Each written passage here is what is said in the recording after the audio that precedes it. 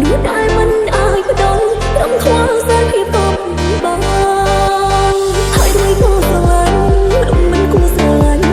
ចោះឆាញ់ហើយចិត្តមានហេតុផលហើយដូចក៏ស្រឡាញ់នោះដែលមិនអាចបដល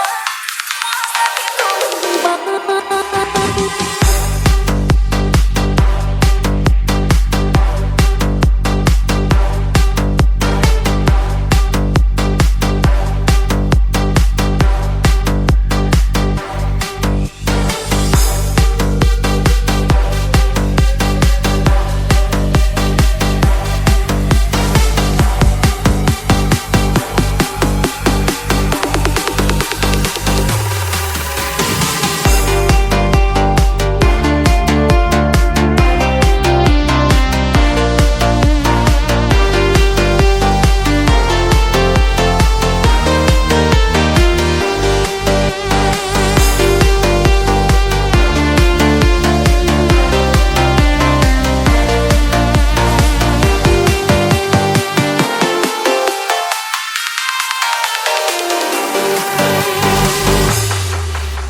We are Family TSRC Team.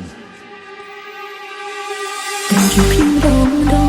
កមើលអងឈឺតើមើលក្នុងន័យដឹងចិត្តខ្លួនឯងតែមិនអាចដឹងចិត្តថ្លៃរាល់ថ្ងៃថ្លៃមានគេក្នុងចិត្តត្រឹមជាស្គាល់គ្នាវេទនាជាស្គាល់ធ្វើឲ្យលោកឈឺចាប់ឃើញគេនៅចិត្តគ្នាវេទនាជាស្គាល់ប្រផងឲ្យខ្ញុំធ្វើយ៉ាងណាហើយដូចក៏ស្រឡាញ់ចុះฉันហើយចិត្តមានហើយហើយដូចក៏ស្រឡាញ់នោះដែលមិនអាចបដលរំខ្វល់សែនភាពក៏បានតែមិនបានទេទំនេរអាចជជែកមានសក្យាសូសឹកត្រឹមចិត្តទុកដាក់ចំដឹងបងសុំទៅមើលអូនអាចតែចិត្តបានฉันធ្លាប់ស្នេហ៍តែមិនធ្លាប់សាពី